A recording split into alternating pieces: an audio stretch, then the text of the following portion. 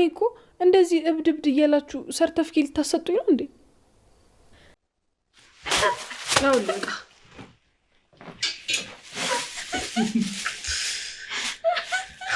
ካልሴ ተመልሶልኛል። ታማኝ እኮ ናት። እንዴት ነሽ?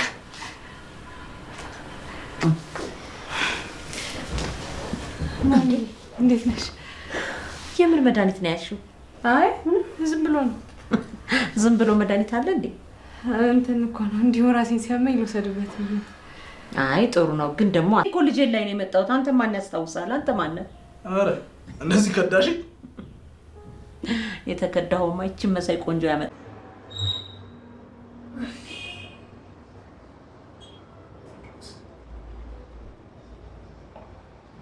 ምን ማለት ነው? አልገባኝም። በቃ ተው እንዴ ምሩ የእርግዝና መከላከያ መድኃኒት በምትወስድበት ሰዓት የናሆም እናት ከውጪ በመድረስ ይህ የምትወስጂው መድኃኒት ምንድን ነው በማለትም ጠየቋት። ምሩ ደግሞ በጣም ተደናግጣ ስለነበረ አይ ምንም አይደለም የእርግዝና መከላከያ መድኃኒት ነው በማለትም ትመልሳለች። ታዲያ ምሩ የእርግዝና መከላከያ መድኃኒትን ለምን መውሰድ ፈለገች? ናሆም ይሄን ነገር ቢሰማ ምን ይላል? ሰላም ጤና ይስጥልኝ ውድና የተከበራችሁ የቻናሌ ተከታታዮች እንደምን አላችሁ? ለቻናሌ አዲስ ከሆናችሁ ሰብስክራይብ በማድረግ ቤተሰብ አድርጉኝ። እንዲሁም ነባሮች ላይክ እና ሼር በማድረግ ሀሳብ አስተያየታችሁን ኮሜንት ላይ አስቀምጡልኝ ስል እነሆ ዛሬ በድጋሚ ተመልሼ መጥቻለሁ። ዛሬ ተመልሼ ስመጣ ጽናት ክፍል 73ን ይዤላችሁ መጥቻለሁ። ቪዲዮውን እስከ መጨረሻ በመከታተል ሀሳብ አስተያየታችሁን ኮሜንት ላይ አስቀምጡልኝ። ለዛሬ ይዤላችሁ የመጣሁት መሰናዶዬን እነሆ ይዤ ቀርቤያለሁ። እስከ መጨረሻ አብራችሁኝ ቆዩ።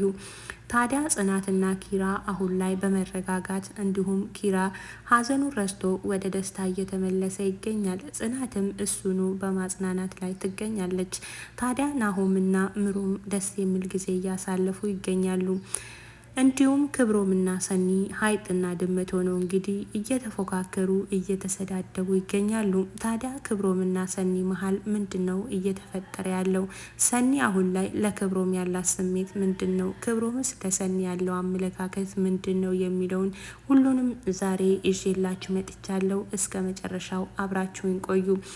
ታዲያ ኪራና ጽናት ወደ ሆነ መንገድ ለመሄድ ባሰቡበት ጊዜ ሰኒ ወደዚህ ቤት መታ ነበረ። ቢሆንም ከክብሮም ጋር ስለተጣላች ደንግጣ ስልኳን ጥላ ወደ ቤት ሄዳለች። በመደወልም ስልኬን አምጡልኝ በማለት ኪራና ጽናትን ትማጸናለች። ኪራና ጽናት መንገድ ለመሄድ ስላሰቡ ስልኳን መውሰድ አልቻሉም። ቢሆንም ግን የስራ ስልክ በተደጋጋሚ የሰኒ ስልክ ላይ ስለሚደወል ይህን ስልክ ለማድረስ ግድ ይሆንባቸዋል። ክብሮምን ቢጠይቁት ክብሮም አሁን ከሄድኩ ትሳደባለች በማለትም አልሄድም አለ። ቢሆንም ግን ጽናትና ኪራ ከሚሄዱት መንገድ ቀርተው የእሷን ስልክ ለመውሰድ ባሰቡበት ጊዜ ኪራ እሺ በቃ ሁሉም ይቅር፣ ወደዛ ሄደን ስልኩን እናደርሳለን ይላል። ጽናትም እሺ በማለት ፍቃደኛ ትሆናለች። እነሱ በተነሱበት ሰዓት ክብሮም መጥቶ እህቴና ወንድሜ ካሰቡበት እንዳይቀሩ ብሰደብም እኔው ራሴ ስልኩን ወስዳለሁ በማለትም የሰኒን ስልክ ወስዶ ወደ ሰኒ ቤት ያመራል። ሰኒ ገና በሩን ከመክፈቷ በስድብ ነበር የተቀበለችው። አሁን ትሄዳለህ ወይስ ትገባለህ በማለትም ትጠይቃለች። ክብሮምም ሄዳለሁ፣ ነገር ግን እየዘነበ ነው ብዙም ስላልሆነ ችግር የለውም ሄዳለሁ በማለትም ይወጣል። ግን ደግሞ ዝናቡ ብዙ ስለነበረ መሄድ አልቻለም። ተመልሶ ወደ ሰኒ ቤት ይመጣል። ሰኒ እኔ እኮ ነግሬህ ነበረ በማለትም ትነግረዋለች።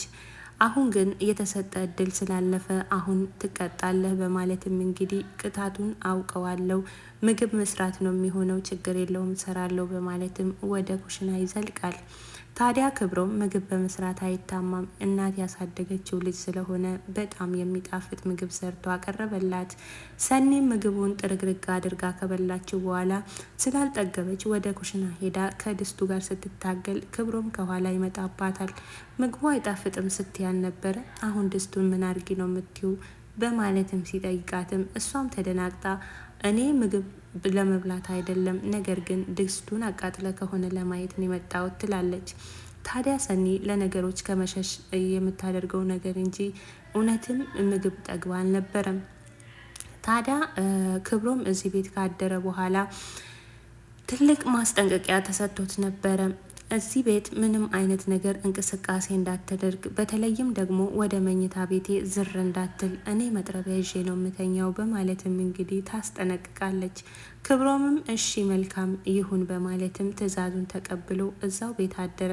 ግን መጥረቢያው የምንድን ነው በማለት ቢጠይቅም እኔ በእንቅልፍ ልቤ ነፍሰ ገዳይ ነኝ በማለትም እንግዲህ በህልሜ ነፍሰ ገዳይ ነኝ የሚለውን መልስ ትሰጣለች።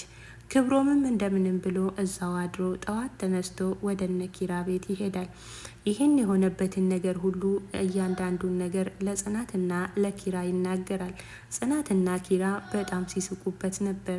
እንዲሁም ካልሲን አስጥላኛለች በማለትም ይነግራቸዋል።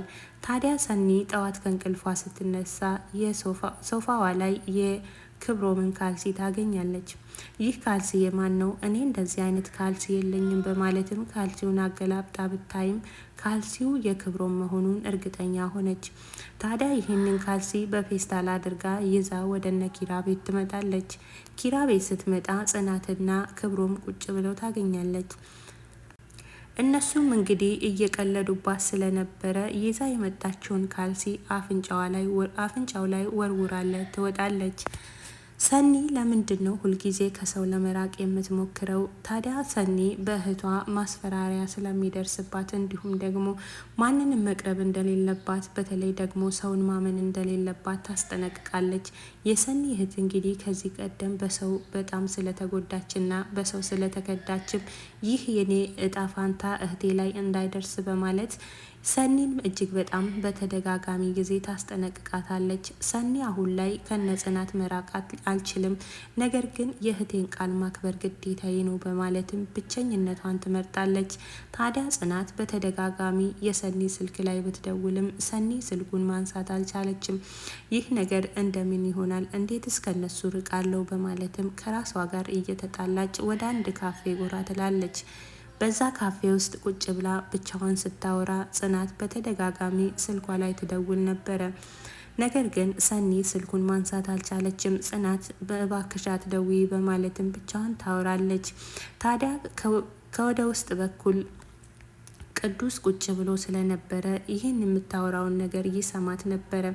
እሱም ሰኒ በማለትም ከተቀመጠበት ተነስቶ ወደ እሷ መጥቶ ለማናገር ቢሞክርም እሷ ፍቃደኛ ባለመሆኗ ነገር ግን እጇን ይዞ አስቀምጦ የተፈጠረውን ነገር ለመጠየቅ ቢሞክርም እንዴት ብቻ እኖራለሁ እዛ ቤት ውስጥ ዳራና ግድግዳ እያየሁ በማለትም እንግዲህ ትበሳጫለች። ሰኒ አሁን ላይ እንግዲህ ብቸኝነቷን እንደተለመደው በፊት የነበረዋን ህይወቷን ልጀምረው ነው። ጽናትና ኪራ እንዲሁም ደግሞ ክብሮምና ናሆምና ምሩ በጣም ስለሚወዷትና በጣም ግልጸኝነቷን ስለሚወዱላት ከሷ መራቅም አይፈልጉም። ይህ ነገር ለምን እንደሆነ ማወቅ አልቻሉም። ታዲያ ኪራና ጽናት ሲጨነቁ ነበረ። ለምንስ ነው ስልክ ማታነሳው? ምን ገጥሟት ነው? በማለትም ሲያወሩ ነበረ። ጽናትም እጅግ በጣም ተጨንቃ ወይ ስራ ሄዳ ይሆናል በማለትም ትላለች። ነገር ግን ሰኒ ምንም አይነት ስራም አልሄደችም፣ ብቻዋን ነበረች። ይህን የምታደርገው ከእህቷ የመጣ መልእክት ስለሆነ ግዴታ ከነሱ ለመራቅና ብቸኝነቷን ትመርጣለች። ታዲያ እስከ መቼ ብቻዬን ሆናለሁ በማለትም ከራሷ ጋር እየተጣላች ትገኛለች። ክብሮምስ ይሄን ነገር ቢሰማ ምን ይላል? የተወደዳችሁና የተከበራችሁ ውድ የቻናሌ ቤተሰቦች ለዛሬ ይዤላችሁ የመጣሁት ይህን ይመስል ነበረ። ቀጣዩን ክፍል ይዤላችሁ እስከምመጣ በያላችሁበት ሰላም፣ ጤና፣ ፍቅር ይብዛላችሁ እያልኩኝ እንደተለመደው ቪዲዮውን ላይክ፣ ሼር በማድረግ እንግዲህ እስከ መጨረሻው ቪዲዮውን በማየት እንድታበረታቱኝ ስል በድጋሚ በትህትና ጠይቃችኋለሁ።